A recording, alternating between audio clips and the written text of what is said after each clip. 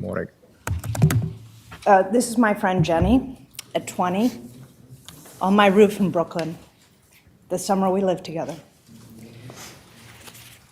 Jenny Farber was my friend for 46 years, from when we were 4 to when we were 50, from community nursery school to middle school math class to Brown University. You have to be pretty extraordinary to inspire friendship that evergreen. She was. All the adjectives: deep, beautiful, genius, outrageous, gentle, and wise can't even come close. We lived together, traveled together, and we held each other's babies when they were born.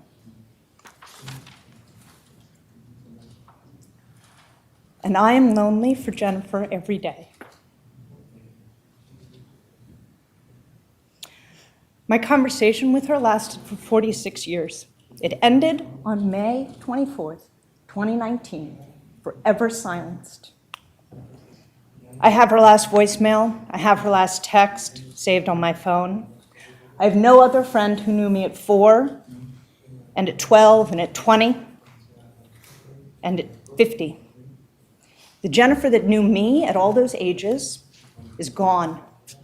And all those Jennys stretching back in time exist only in my memory. I can't see them in her face. Sometimes I can glimpse them in her children's expressions, hear their laugh in theirs. On March 1st, 2024, Michelle Troconis was convicted of conspiring to murder Jennifer Farber-Dulos. By killing Jennifer, Troconis cut off a future for Jennifer and for us. So much of this trial has been about what was: a failed relationship, divorce, court orders. But every time that I was with Jennifer and her children, she was deeply, truly content. She was always holding one kid's hand, had another in her lap, was making a crazy joke with 2 of them. She delighted in them wholly. The most relaxed, beautiful, and fulfilled I have seen her in all my years of friendship with her was with them. That should have continued, growing and changing and evolving. But because of Michelle Troconis, Jennifer's kids never got that future with her. The week before she was killed, Jenny called me. She was feeling hopeful about the future, that there was light at the end of the divorce tunnel. I said, "We're gonna have so much fun. You're gonna find someone to love who loves you. You're gonna be free." But because Michelle Troconis, Jennifer never got that future, and I never got that time with her. By killing Jennifer, Michelle Troconis shattered Jennifer's family. I have spent every day for the past 5 years numb with grief and raging with anger, working with these extraordinary people to piece this family together. We are a patched, wobbling, defiant, and loving thing. At the same time, I have struggled to protect my family from the fallout and the grief, my neglect, and my anger. I've asked everything of my husband, my children, and my aging parents, and I will keep asking it of them because our project is never going to end. By killing Jennifer, Troconis left 5 children without a mother. I witness that loss every day. I take solace in Jennifer's children, Christian and Constantine, Petros and Noel and Theodore, because they are part of her and they are now a part of me, like she was a part of me. But every act of mothering them, hair brushed, hands held, secrets kept, fights, worry, and pride, is bittersweet. All joy is mediated. Because every moment that's good and every moment that's bad, Jennifer desperately wanted. It should be her visiting colleges with Theodore, lazing in bed with Christian, cheering at Noel's volleyball game. It should be her wrestling with Petros's ACTs and laughing at Constantine's newspaper article. Not me. But Jenny's not here. Because Troconis helped destroy evidence, and lied to the police, Fotis Doulos remained at large over 9 months following the murder of Jennifer, from May 2019 to January 2020. That's May, all of June, July, August, September, October, November, December, January. We lived in a state of fear that we would lose the kids to him and that they would be hurt. Hours after the murder, Doulos demanded we return the kids to him. 2 days after the murder, he was raging in our lobby. Even after he was arrested, the police warned us that he would kidnap the kids or enact some violent revenge on us for taking care of them. I did the calculations.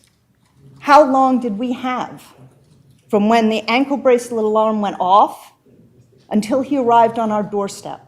1 hour? Maybe? The kids were accompanied everywhere by armed security guard for 9 months, and I was never not on alert. Because Troconis helped destroy evidence and lied to the police, Jennifer's body has never been found.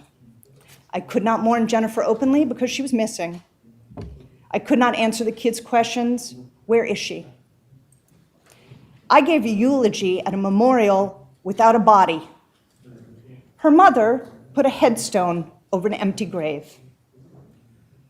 Because Troconis assisted Doulos in the disposal of Jennifer's body, all we do have is a bloody bra and a shirt stiff with Jennifer's blood, sliced up the center.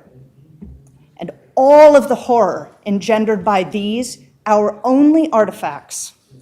That's what the kids have left of their beautiful, gentle mother. And that's what I have left of my friend. In the instructions explaining the scope of the victim's statements, we are invited to give our opinion as to what should happen to the defendant. In my opinion, Michelle Troconis deserves the maximum sentence available under the law. 1, your cruelty is stunning, and therefore you deserve a sentence at the upper limit of the range. These 5 children were not an abstraction. They were not your boyfriend's kids, a photograph on a desk. You skied with them, you lived with them, you fed them, you tucked them in. Your child, Nicole, is the same age as Petros and Theodore. She is a daughter, like Christiane and Noelle. How could you, as a mother, knowing what that means, knowing what that bond is, how important that is for Nicole, choose to kill the mother of these children you claim to love? You must have known what the outcome would be, the devastation, but you did it anyway. Killing Jennifer demonstrates a capacity for cruelty that is mind-boggling, or that you are incapable of human feeling, that you are unable to conceive of these children as anything other than things to be acquired. Your greed is engulfing, and therefore you deserve a sentence at the upper limit of the range. You claim you didn't know Jennifer, but you coveted her life, and you effectively took it for your own. First, you took Jennifer's husband. Whatever the state of their relationship, they were married. Then you took Jennifer's home, moving yourself Miami into Fort Jefferson, into Jennifer's bed. You moved Nicole into one of the kids' bedrooms. You enrolled Nicole at the school where Jennifer had 5 children, friends, a community. You tried to take Jennifer's children. By erasing Jennifer, you hoped to get custody, becoming what you and Fotis prematurely claimed to be, a married couple with 6 children. You cold-bloodedly planned, executed, and covered up Jennifer's murder, and therefore you deserve to be sentenced at the upper limit of the range. This killing was not an accident. You did not lose control. You helped plan every complex step, minute by minute. You drifted around that house, fiddling with Fotis' phone, providing him with an alibi, all the while knowing he was in New Canaan, snuffing out Jennifer's life. You were intimate with him against the door of the Tacoma, bloody seats and all. You sat in the Raptor chewing gum and texting while he disposed of bags of bloody evidence. That is the definition of cold-blooded. Your Honor, I believe any and all sentences should be served consecutively. There are no mitigating factors. This woman is sophisticated, she is educated, she's an independent person. She was not swayed by Fotis. I knew him 4 years, much longer than she did. And he was no Svengali. He had no special powers. She has shown no remorse. She has had many opportunities over the past 5 years to help or show compassion, and she never has. Finally, to the degree time in prison provides retribution for these crimes, she deserves to be sentenced at the upper limit of the range. Troconis' daughter, Nicole, was 12 when Troconis conspired to kill Jennifer. In the past 5 years, Troconis has raised her daughter into young adulthood. In Connecticut, Miami, and Colorado. Troconis has been available to her mother, spent time with her sister and her friends. Jennifer will not raise her children past May 24th, 2019. Jennifer will never take care of her mother or sister. Jennifer will never spend time with us, her friends. Jennifer's sentence is forever.